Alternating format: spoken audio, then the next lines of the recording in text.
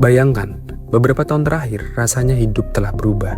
Harga makan mulai naik, cari kerja makin sulit, rumah semakin jauh dari jangkauan, PHK terjadi di mana-mana, media sosial dipenuhi kemarahan, dan di berbagai kota, ribuan orang mulai turun ke jalan. Lalu muncul suatu pertanyaan yang terus diperdebatkan. Sebenarnya, apa yang sedang terjadi dengan Indonesia? Apakah semua ini memang akibat dari ekonomi dunia yang sedang kacau, atau karena pemerintah kita sendiri gagal mengatasinya? Kita mulai dari perang Rusia dan Ukraina pecah. Banyak orang mengira perang itu terlalu jauh untuk mempengaruhi Indonesia, padahal kenyataannya tidak. Rusia adalah salah satu produsen energi terbesar di dunia, sedangkan Ukraina adalah salah satu lumbung pangan di dunia. Ketika perang mengganggu pasokan minyak, gas, gandum, hingga pupuk, harga komoditas langsung melonjak hampir di seluruh dunia. Negara-negara mulai berebut pasokan, biaya produksi naik, biaya transportasi naik, harga makanan ikut naik, dan perlahan inflasi menyebar ke hampir semua negara. Ketika inflasi mulai tidak terkendali, bank sentral di berbagai negara mengambil langkah yang sama. Mereka menaikkan suku bunga. Amerika Serikat melalui The Federal Reserve menaikkan suku bunga secara agresif. Tujuannya sederhana, menahan laju inflasi itu sendiri. Tetapi keputusan itu menciptakan efek domino ke seluruh dunia. Investor mulai menarik uangnya dari negara berkembang dan menahannya ke aset yang dianggap lebih aman. Nilai tukar banyak mata uang mulai melemah, biaya pinjaman menjadi lebih mahal, perusahaan mulai menunda ekspansi, investasi melambat, dan ketika investasi melambat, lowongan pekerjaan pun ikut berkurang. Belum selesai sampai di situ, ekonomi Cina yang selama puluhan tahun menjadi mesin pertumbuhan dunia juga mulai melambat. Padahal Cina adalah mitra dagang terbesar bagi banyak negara, termasuk Indonesia sendiri. Ketika permintaan dari Cina turun, ekspor berbagai komoditas ikut tertekan. Industri yang bergantung pada perdagangan internasional mulai kehilangan tenaganya. Dunia benar-benar memasuki fase perlambatan ekonomi yang tidak hanya dirasakan satu negara, tetapi hampir seluruh dunia. Dan dampaknya mulai terlihat di mana-mana. Perusahaan teknologi global melakukan PHK massal, industri manufaktur mengurangi produksi, dunia usaha menjadi lebih berhati-hati karena uang yang sebelumnya mudah berputar kini mulai ditahan. Orang-orang mengurangi belanja, perusahaan mengurangi perekrutan, semua orang mulai menunggu situasi membaik. Tapi ketika semua orang menunggu di saat yang sama, ekonomi justru bergerak semakin lambat, dan Indonesia tentu tidak bisa sepenuhnya menghindari badai itu. Sebagai bagian dari ekonomi dunia, apa yang terjadi di luar negeri perlahan ikut masuk ke dalam negeri. Biaya impor naik, nilai tukar rupiah mendapat tekanan. Beberapa sektor ekspor melemah, industri tekstil mulai kesulitan bersaing. Sejumlah pabrik mengurangi produksi, bahkan menutup usahanya, sehingga gelombang PHK mulai muncul di berbagai daerah. Daya beli masyarakat ikut melemah, banyak keluarga mulai mengurangi pengeluaran, restoran lebih sepi, toko lebih sepi, UMKM mulai mengeluh omsetnya turun, dan efeknya seperti lingkaran. Ketika masyarakat mengurangi belanja, bisnis kehilangan pemasukan. Ketika bisnis kehilangan pemasukan, mereka mengurangi karyawan. Ketika karyawan kehilangan pekerjaan, daya beli turun lagi, dan siklus itu terus berulang. Kalau kita berhenti sampai di sini, mungkin kesimpulannya sangat sederhana. Indonesia hanya menjadi korban dari badai ekonomi global. Tidak ada yang bisa dilakukan, semua negara pasti mengalami hal yang sama. Tetapi, benarkah demikian? Karena jika kita melihat lebih jauh, ada satu fakta yang menarik. Tidak semua negara yang menghadapi badai yang sama mengalami kerusakan yang sama. Ada negara yang mampu pulih lebih cepat, ada yang berhasil menjaga lapangan kerja, ada yang mampu mempertahankan daya beli masyarakatnya. Artinya, badai memang datang dari luar. Tetapi bagaimana sebuah negara bertahan menghadapi badai itu sangat bergantung pada siapa yang memegang kemudinya. Dan disinilah pertanyaan yang sejak awal kita simpan mulai menjadi semakin penting. Kalau ekonomi global memang menciptakan tekanan yang begitu besar, lalu apa yang dilakukan pemerintah Indonesia untuk menghadapinya? Apakah kebijakan yang dijalankan sudah tepat, atau justru ada keputusan-keputusan yang membuat keadaan menjadi semakin berat? Kalau tadi kita sudah sepakat bahwa ekonomi dunia memang sedang tidak baik-baik saja, maka sekarang pertanyaannya berubah. Ketika badai itu datang, apa yang dilakukan pemerintah kita? Karena pada akhirnya, rakyat tidak berharap pemerintah mampu menghentikan perang Rusia dan Ukraina. Rakyat juga tidak berharap pemerintah bisa mengendalikan ekonomi Amerika atau membuat Cina kembali utuh. Yang diharapkan rakyat jauh lebih sederhana. Ketika dunia sedang jatuh, pemerintah mampu membuat rakyatnya tidak ikut terjatuh lebih dalam.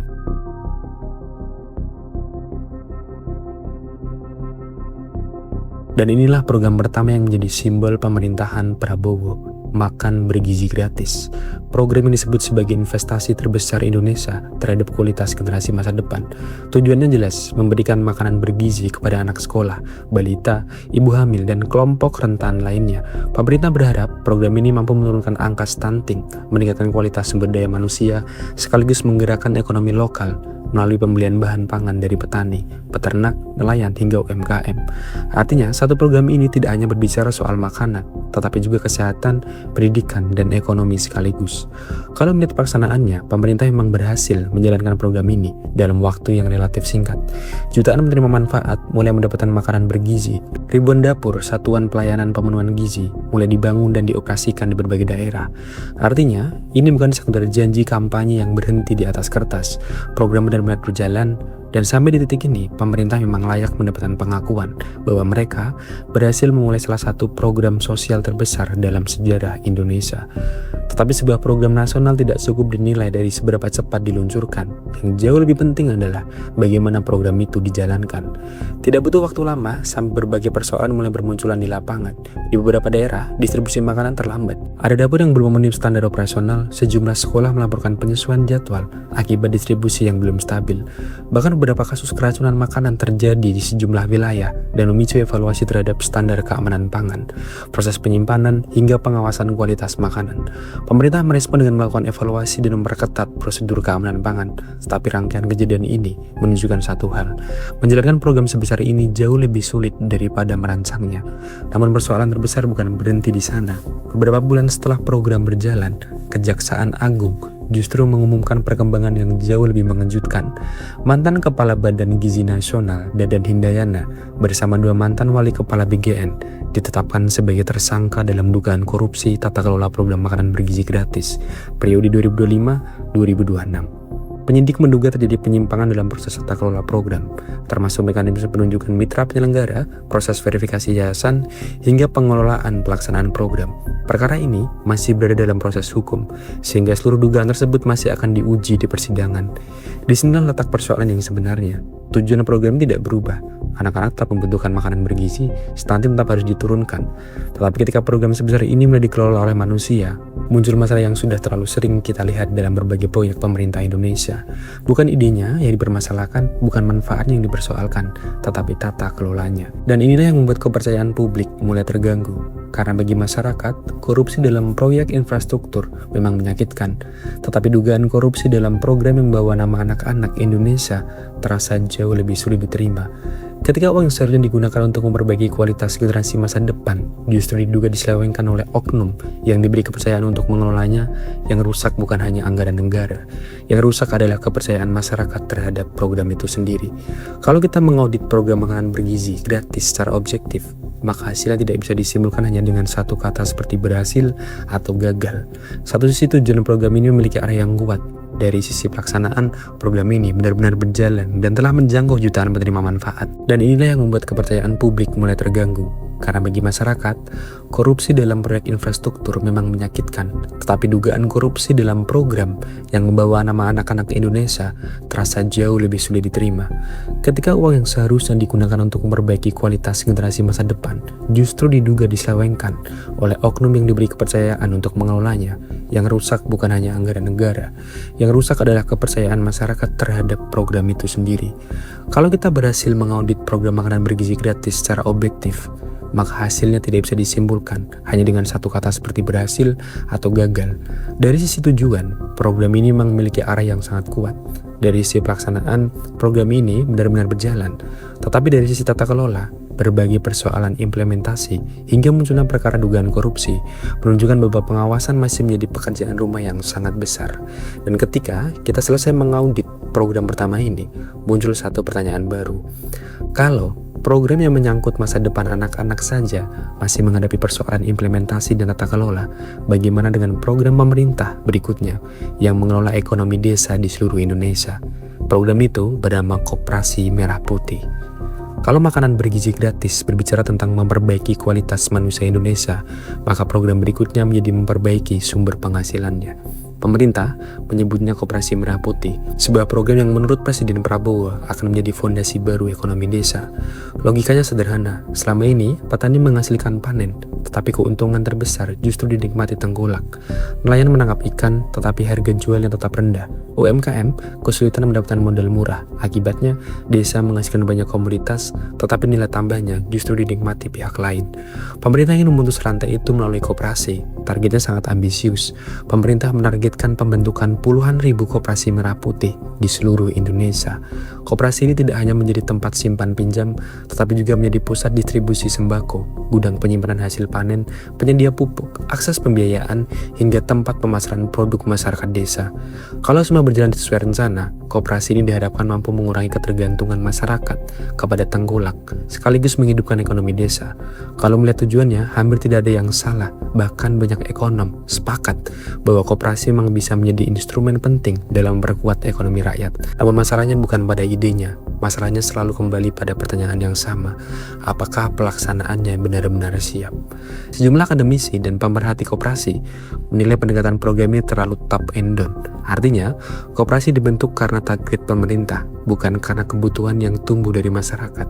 Padahal sejak awal, filosofi koperasi adalah organisasi ekonomi yang lahir dari kesadaran anggotanya sendiri. Ketika koperasi dibentuk demi mengejar target jumlah, muncul kekhawatiran bahwa yang berdiri hanyalah badan hukumnya, sementara aktivitas ekonominya belum tentu hidup. Masalah berikutnya adalah sumber daya manusia. Membentuk koperasi bisa dilakukan dalam hitungan minggu, tetapi membangun koperasi yang sehat membutuhkan pengurus yang memahami akuntansi, bisnis, pemasaran, hingga tata kelola keuangan. Tanpa itu, koperasi beresiko hanya aktif pada saat peresmian, lalu perlahan kehilangan aktivitas karena tidak memiliki usaha yang benar-benar berjalan. Lalu muncul persoalan lain yang tidak kalah penting, modal. Sebagian pengamat mempertanyakan bagaimana koperasi-koperasi baru ini akan bertahan apabila belum memiliki basis usaha yang kuat. Karena koperasi bukan sekedar papan nama, ia harus memiliki transaksi nyata, anggota aktif, arus kas, dan usaha menghasilkan keuntungan. Kalau tidak, koperasi hanya menjadi organisasi yang hidup di atas kertas.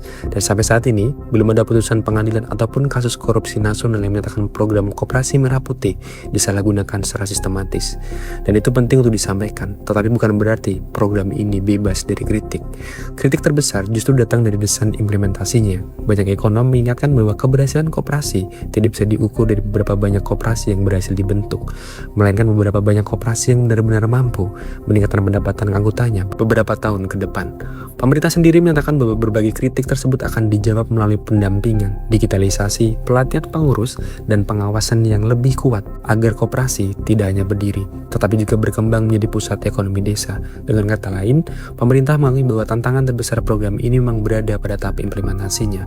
Dan kalau kita mengaudit program koperasi merah putih secara objektif, hasilnya hampir sama dengan program sebelumnya. Tujuannya kuat, masalah yang ingin diselesaikan memang nyata, tetapi keberhasilannya belum bisa dibuktikan hanya dengan melihat ribuan koperasi yang telah dibentuk. Ukuran keberhasilan sebenarnya baru akan terlihat beberapa tahun ke depan. Apakah petani benar-benar mendapatkan harga yang lebih baik? Apakah UMKM lebih mudah memperoleh modal? Dan apakah koperasi itu benar-benar hidup atau hanya bertahan selama program pemerintah masih berjalan? Dan setelah mengaudit dua program ini, mulai terlihat sebuah peluang menarik. Program pertama diuji oleh tata kelola, dan program kedua diuji oleh implementasi. Lalu pemerintah mengambil satu langkah lagi. Kali ini bukan meluncurkan program baru, tetapi justru memangkas anggaran yang sudah ada. Sebuah kebijakan yang disebut sebagai langkah menyelamatkan keuangan negara, namanya efisiensi anggaran. Kalau tiga program sebelumnya adalah upaya pemerintah menciptakan pertumbuhan baru, maka kebijakan berikutnya justru dimulai dengan satu kata yang sangat sederhana: berhemat. Pemerintah menyebutnya sebagai efisiensi anggaran. Alasannya masuk akal. Di tengah perlambatan ekonomi dunia, penerimaan negara tidak bisa terus diasumsikan naik tanpa batas. Negara harus memastikan setiap rupiah APBN benar-benar digunakan untuk program yang memberi manfaat nyata. Karena itu, pemerintah mulai memangkas berbagai belanja yang dianggap tidak produktif. Perjalanan dinas dikurangi, seminar dipangkas, pengadaan yang dinilai tidak mendesak ditunda. Anggaran kemudian dialihkan menuju program prioritas seperti makanan bergizi gratis, ketahanan pangan, dan pembangunan yang dianggap lebih langsung menyentuh masyarakat. Di atas kertas, kebijakan ini terdengar sangat rasional. Bahkan banyak ekonom mendukung prinsip dasarnya. Tidak ada negara yang bisa terus membelanjakan uang tanpa memperhatikan kondisi fiskalnya. Ketika ekonomi sedang melambat, pemerintah memang dituntut lebih disiplin dalam menggunakan APBN. Dan kalau efisiensi benar-benar dilakukan terhadap pemberantasan birokrasi, hampir semua masyarakat akan mendukungnya. Tetapi masalahnya mulai muncul ketika kebijakan itu diterapkan di lapangan. Kalau pemerintah meminta seluruh kementerian berhemat, apakah pemerintah sendiri benar-benar sudah memberi contoh? Karena bersamaan dengan kebijakan efisiensi itu, publik juga menyaksikan berbagai pengeluaran negara yang menuai kritik, pengadaan fasilitas baru dari sejumlah instansi, renovasi bangunan pemerintah, belanja kendaraan dinas di berbagai lembaga, hingga berbagai kegiatan seremonial yang nilainya dianggap tidak kecil. Memang tidak semua pengeluaran tersebut melanggar hukum, sebagian bahkan telah dianggarkan sesuai prosedur, tapi di mata masyarakat muncul kontradiksi yang sulit diabaikan. Di satu sisi, pemerintah meminta rakyat memahami bahwa negara harus berhemat, namun di sisi lain, masyarakat masih melihat belanja negara yang dianggap belum mencerminkan semangat penghematan itu sendiri. Inilah yang kemudian menjadi sumber kritik. Bukan karena masyarakat menolak efisiensi, justru sebaliknya, masyarakat mendukung efisiensi, tetapi mereka berharap efisiensi dimulai dari belanja-belanja yang benar-benar penting.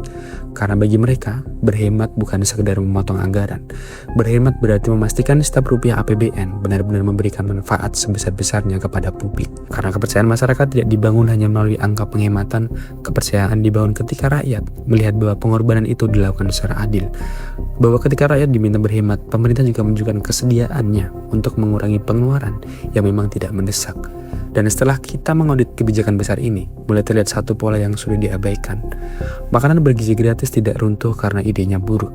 Koperasi Merah Putih tidak dipertanyakan karena konsep koperasinya salah. Efisiensi anggaran juga tidak ditolak karena rakyat membenci penghematan. Semua kritik selalu kembali pada satu titik yang sama, pelaksanaan, tata kelola, dan kepercayaan. Karena program sebesar apapun tidak akan pernah menyelesaikan masalah kalau sistem yang menjalankannya masih menyimpan persoalan yang sama berulang kali. Dan mungkin disinilah kita akhirnya mulai menemukan jawaban dari pertanyaan di awal video. Kalau kita mundur sejenak dan melihat semua dari atas, ada sesuatu yang mulai terlihat sangat jelas. Di awal video kita bertanya, apakah Indonesia sedang kacau karena ekonomi dunia atau karena pemerintah? Setelah mengaudit satu persatu, ternyata jawabannya jauh lebih rumit daripada sekedar memilih salah satu. Karena faktanya, ekonomi dunia memang sedang memberikan tekanan yang luar biasa. Hampir semua negara merasakannya, harga pakan naik, investasi melambat, lapangan kerja semakin ketat. Indonesia tidak hidup di ruang hampa. Kita ikut menerima dampaknya, tetapi setelah melihat kebijakan besar pemerintah, kita juga menemukan sesuatu yang lain. Masalah Indonesia bukan karena pemerintah tidak bekerja, justru sebaliknya. Pemerintah membuat banyak program, bahkan sangat banyak. Yang menjadi persoalan adalah kemampuan negara menjalankan program-program itu secara konsisten, transparan, dan bersih. Dan inilah yang oleh banyak ahli administrasi publik disebut sebagai state capacity. Bukan sekedar kemampuan membuat kebijakan, tetapi kemampuan negara memastikan kebijakan itu benar-benar sampai kepada rakyat sesuai tujuan awalnya. Karena membuat program ternyata jauh lebih mudah daripada mengawalnya. Makan bergizi gratis memiliki tujuan yang baik, tetapi implementasinya diuji oleh distribusi, pengawasan, hingga munculnya dugaan korupsi. Koperasi Merah Putih memiliki tujuan memperkuat ekonomi desa, tetapi keberhasilannya akan sangat bergantung pada kualitas pengurus, pendampingan, dan keberlanjutan usaha koperasi itu sendiri. Efisiensi anggaran bertujuan menyelamatkan keuangan negara, tapi pada saat yang sama, pemerintah juga harus mampu meyakinkan masyarakat bahwa penghematan benar-benar dimulai dari pemborosan birokrasi, bukan hanya meminta masyarakat memahami keadaan. Dan kalau kita jujur, pola seperti ini sebenarnya bukan sesuatu yang baru. Pergantian presiden sudah berkali-kali terjadi. Pergantian menteri sudah tidak terhitung lagi. Nama program selalu berubah, logo berubah, slogan berubah. Tetapi setiap beberapa tahun sekali kita kembali mendengar cerita yang sama. Program besar, anggaran besar, harapan besar. Lalu perlahan muncul masalah implementasi. Kemudian muncul dugaan penyimpangan. Lalu dilakukan evaluasi. Kemudian datang pemerintahan berikutnya dengan program yang baru. Siklus itu terus berulang. Yang berubah hanyalah nama programnya, bukan masalahnya. Dan mungkin inilah alasan mengapa begitu banyak masyarakat Indonesia mulai kehilangan kepercayaan. Bukan karena mereka membenci pemerintah, bukan karena mereka menolak pembangunan, tetapi karena mereka terlalu sering melihat pola yang sama berulang kali. Harapan, program, masalah, evaluasi. Aneh memang, tapi inilah Indonesia sekarang.